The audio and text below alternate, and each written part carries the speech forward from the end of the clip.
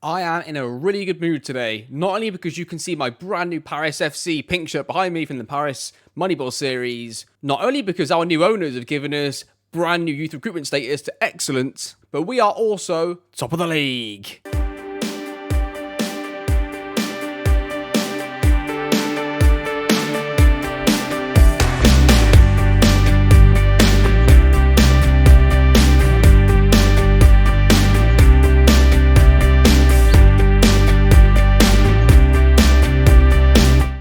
Welcome back, everybody, to Burton Albion England DNA. We are top of the league, and we are in the race for the promotion to the Premier League. I don't know what to say. We are top of the league with the game in hand. We've been playing very, very, very well.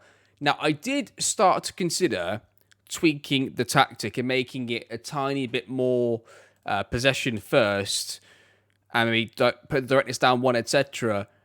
But the run of form that we're on, how could I change it? Like it's doing so well right now, and I almost want to see what happens. So in today's episode, we're going to play Sheffield Wednesday first, get straight into a game. Then we're going to do our player development review halfway through the season, and then we're going to do, or at least in December, and then we're going to do our second game against Wigan and see where we are at that point then of the season. Wigan are obviously not doing too well, and neither is Sheffield Wednesday. This could be 2 away wins potentially for us. Off camera, you have missed Victor being the best striker in the history of the world at the championship level. John King goes through really weird spells of not scoring in 5 matches and scoring 5 in 3. So he's actually got 9 in 15 is pretty good at right this second, but it wasn't like that for quite a long time. I just noticed Sam Heller's wanted by Wigan. That's interesting. How long is his contract? 5 years. So, 8 years. He's got an 8-year contract. He's got 5 years to 2030 and another 3 years after that. Somebody mentioned in the Paris video that the text was a little small for them to see on their mobile phone. So do let me know if this is any better. I've made the text slightly bigger in the game for you all. I mean, it's just been outstanding. I don't know what to say to you, really. You could just see the run of results there. I thought after the Bolton defeat, okay, we're about to go through a bad spell here, but we just bounced back immediately with a 5-0 win away to Brentford. 5-0. I just couldn't believe it. It's just been incredible all the way through. We had a couple of draws there, but that's not really hindered us in terms of our league position. So going into today's episode, we are looking in a very, very good position.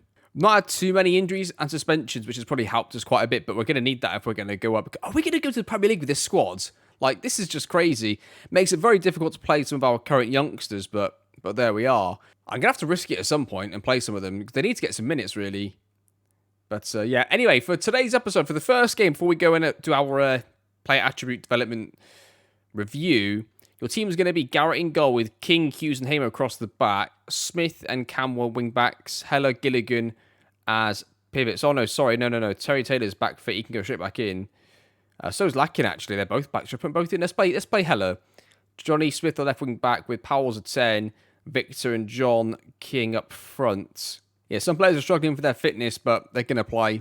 Assistant manager says, carry performance from the last match, you'll do well, okay. And we are underway. We've got such a chance in this this whole season, really. I can't believe how well we've done. I cannot believe how well we have done. Victor's going to be going through here. Victor's cut back, is headed away. Cameron gets it, far post. John King goes up and he heads it, and it's a goal, and he's onside, and it's 1-0 to Burton. We could be going up. John King is just so good in the air as well. He's obviously 6'6". I don't know what his jumper reach actually is right this second. I haven't really looked. And he goes up and heads that in, and it's 1-0. They have a free kick cleared away. We win the tackle. Powell, is he onside? I think he's onside because the lines would have flagged it by now. Victor goes through. Oh, he's missed it, Jeff. Corner, Powell whipped in, headed away. Back to Powell to get a second chance at this. Takes some touches. Cuts onto his left foot, plays it back to Camwa. Back into Mitchell, King to Heller to Smith. Shoots from distance, and it's wide.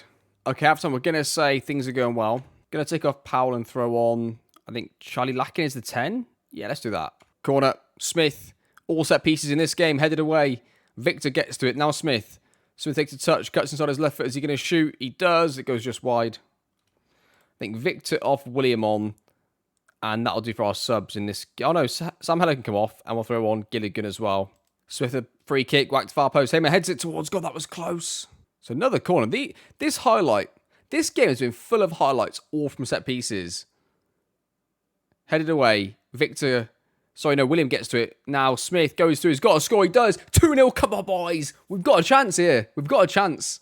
Look at that league table. We are currently 4 points clear of second place. Don't forget, 2 automatic teams go up, so it's really the third team we're looking at for automatic promotion. It's just looking at the league title. I keep looking at it from a league title perspective, but just getting promoted would be world class for us. It's headed away by Hamer, Gilligan. This is just incredible to watch. They're going to get a chance here. We're going to retain the ball. Are we looking a lot better playing out from the back? Not great. That it's game situation a little bit as well, isn't it? It's 5 minutes to go. Don't want to be too risky with it. So I can understand it to a degree. Hamer has it. Plays in behind to Lakin. What a ball that is. Lakin is onside. Plays across. King's going to score, and it's going to be 3. John King gets yes another goal. 3-0. He's going to be the club's all-time goal scorer, isn't he? He's just got to be. I mean, Victor will get there first, then he'll replace him. That is 3-0 to Burton Albion. Well done, lads. Good win for us. Right. We will now do a attribute review, and then we'll go and play our second game. We're in a race for promotion. I don't believe it. I can't believe it, but it's happening. In some of these, we might rattle through them pretty quickly because there's not much really to say about them. Like Garrett here, still improving a little bit. Nothing too special. I guess we have to move on with that one. Sam Hughes, him again. Nothing's really happening there with him either. Mitchell King, still improving, still looking good, still looking like he's going to really improve and become the player that we want him to be. Looking really promising. Yeah, a couple not ready to bring you too much on. Then Hamer here as well. I mean, pretty standard. He's not... It seems like he's always doing this for a bit. Then he gets like a few greens and he sort of goes back. But he always seems to pretty much stay where he is right now. So, there you are. Terry Taylor, no movements hardly at all, which is interesting because the players are playing better in terms of their match ratings than they've ever done before. Wow, since maybe the first season. So that's not having a direct impact on some of the players, the ones that have already sort of maybe maxed out their PA anyway. Kieran Gilligan, looking consistent and solid, still improving like a little bit here and there. Sam Heller still improving. He looks really good now. I looked at a episode recently that went out of him at the back end of last season, and he has improved quite a bit, especially acceleration. And I said that he wasn't good going forwards or defensively, and defensively positioning's gone up there. He's gotten slightly quicker. He's already good in the air, so looking like he's got some things to offer to us now in the first team. Johnny Smith's got his acceleration back up to 15, which is nice to see. And yeah, looking all right. Joe Powell's having a bit of a renaissance here in the last few months, looking like he's improving across the board and still being a very effective player for us. Not got any interest in him recently though, which is good because I don't want to lose him. William still improving, so looking like a really good player from the bench. Maybe not quite a starter, but a good bench player. Victor's still just doing the business, scores goals in games, is club legend already, and yeah, still improving bits and pieces here and there, but not much change obviously anymore. And last but not least, John King. Now, John King did go through a little period where it looked like he was declining on some areas, but I think he was just sort of rebalancing where he was at, and he's now improving again a little bit, and he's playing really well, which is good. Now, Lamont Oakley here is a striker, and I'm getting like William vibes off of him. William did the same thing where he wasn't really playing, and then all of a sudden, out of nowhere, he started to really improve on a lot of stuff. And he was like William, he's a tall striker. Is he 6'1" as well? He's 6 foot.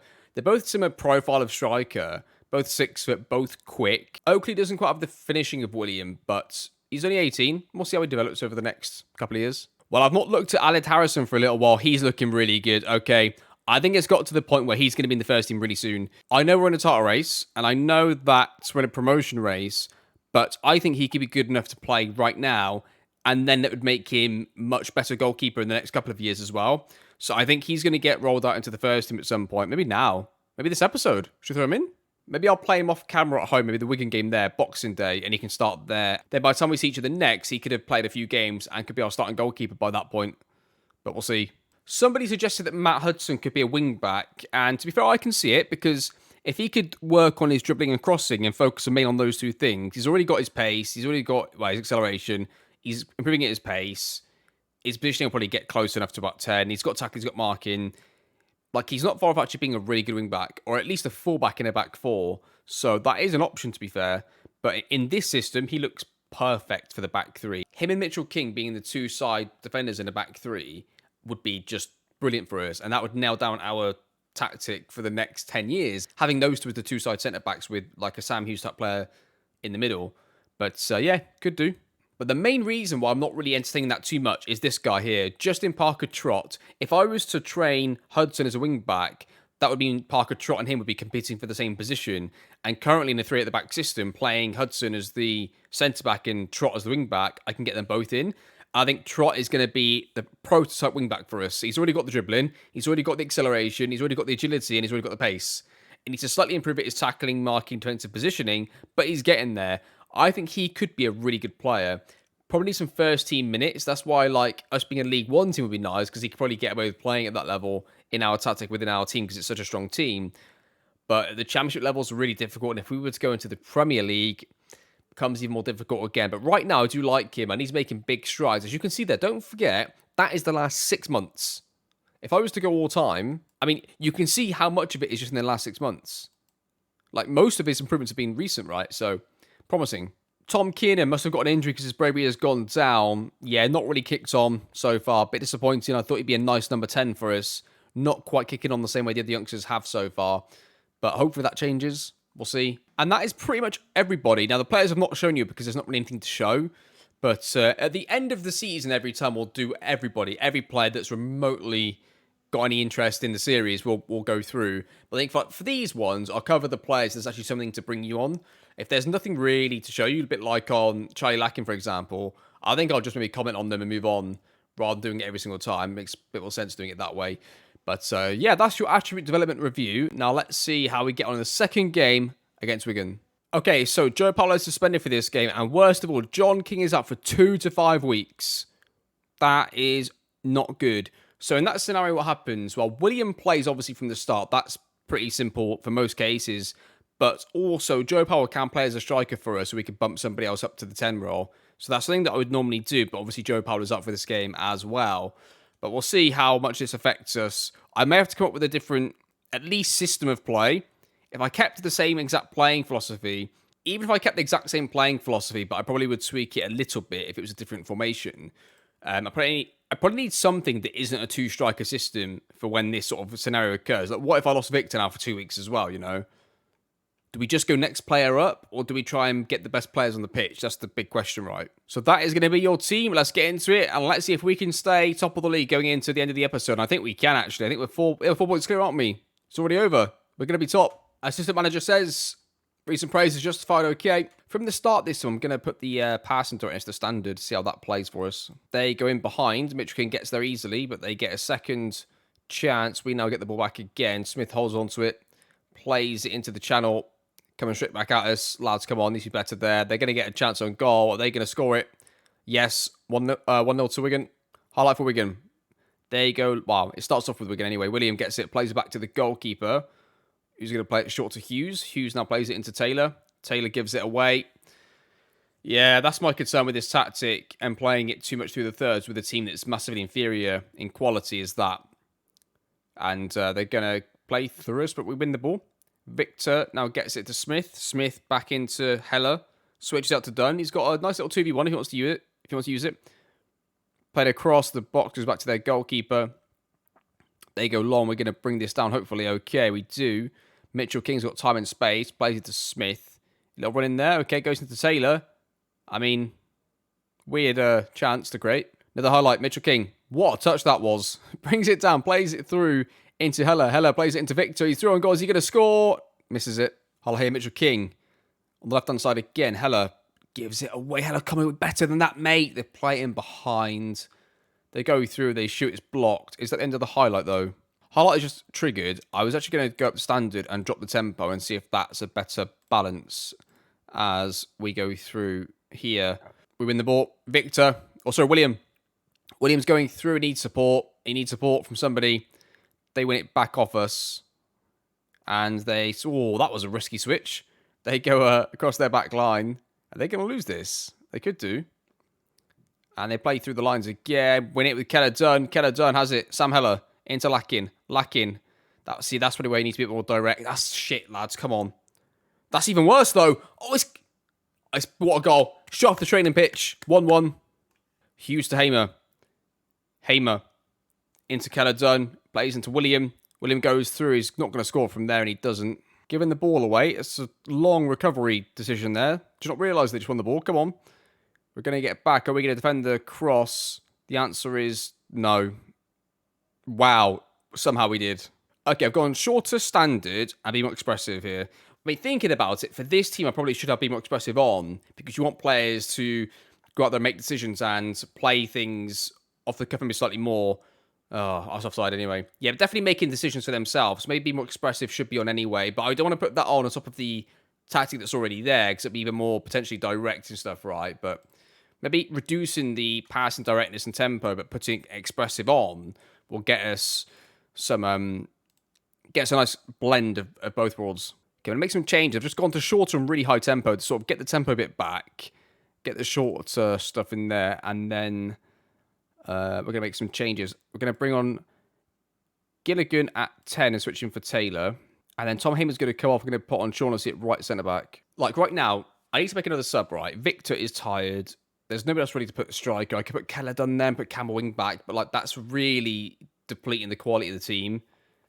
I mean, to be fair, it doesn't matter who I put on the pitch. Now I think about this, actually, that is the strongest move to make. What I was going to say was, I feel like I'm having to really weaken the team just to get the team in the same formation. But actually, in this case, it probably helps us. Like, I prefer Campbell over Wakelin, Pillinger, Fairweather, and Jackson. So, yeah, to be fair, in this instance, it's not the worst thing in the world. They get a chance late on. They're going to score, aren't they? Surely from that. What a save from Garrett. We are playing shite at the moment. Okay, now back to completely to the default settings, but with the expressive on top, just to see what happens here. It's just an experiment, really. Obviously, I'm only watching the key highlights. I'm not reanalyzing it fully and properly in depth. I don't know what's worse, the goalkeeper's decision to come out or the miss. They're both pretty bad. Hughes, William, get up. Oh, it's going to be another highlight for them, isn't it? They slide it in behind. Wow, I mean, we deserve to lose, really. And that is going to do it. We're a bit tired going into that game. We had a few players out injured, so I think we were going to lose anyway. But, yeah, it's going to be interesting to try and develop this tactic and try and make it slightly more controlled going forwards. But there we are, 2 on defeat. We'll say unlucky, boys. I think we're losing too many games to really go up automatically, but we are still there. You know, we're still top of the league, still by 3 points as well, so you never know, I guess. Right then, next episode, we'll come back, obviously, for our sort of March turnaround time here. We'll play Brentford at home. We beat them 5-0 away, so let's see how we get on against them at home. And we'll play the Peterborough game and do a little mini review of the attributes there. Then after that, it's going to probably be Barnsley, West Brom, Sheffield United as an end-of-season episode. And then who knows? Is it playoffs? Is it automatic? Is it nothing? Do we fall all the way out? Injuries could really hammer us here, so who knows, really. It's exciting anyway. The team have done really, really well. In this tactic, the team almost plays a really good England DNA style of football. It's a little direct for my liking, and not that's a bad thing. You know, there are different ways to win a game. It's just that they're a little direct on a little bit too much of a regular basis for my liking. And like I've said, I'll repeat it again, although those settings are quite direct, it's just to compensate for how the match engine plays out in that sort of formation. If it was a different formation, you could really think of it like it's more like something like that, or even like that maybe. So if I was to recreate this philosophy in a different formation, I would drag probably these down, maybe at least one each. So it's a mixed passing style, but we're playing out from the back, so it's going to be shorter there. So play out from the back from the goal kicks, we play out the back generally. We're going to probably travel with the ball a little bit. We're able to go direct if we want to, mixing up our width a little bit, and we are doing things at a slightly higher tempo. So yeah, that's generally how it's going to look. But for this tactic, of course, I do it like that. But it's attacking mentality, which is going to affect a lot of things. So that is the aim long term, is to change this a bit. I've got one tactic in particular that I'm thinking of in my head. I'd love to see this team play, but I think it would prevent us from winning the Champions League for quite a long time, despite the fact the football would be incredible to see them do it. But the team has to be a lot better for me to want to try that. That's not for yet. Like I was thinking, actually, how long does this save go on for? It could be like this save could go on for an eternity, which is brilliant. I can't wait to keep playing through and see how far we get, especially when it gets to a whole new gen team, for example. But yeah, let's see what happens anyway. Let's come back for the games in March, or end of February into March, and let's see where we're at going into that game. I'm hoping that we're still at the very least in a playoff race, but automatic promotion would be nice. It'd be nice as well. But that is going to be the episode. All I can say is a massive thank you for watching, and I'll see you next time.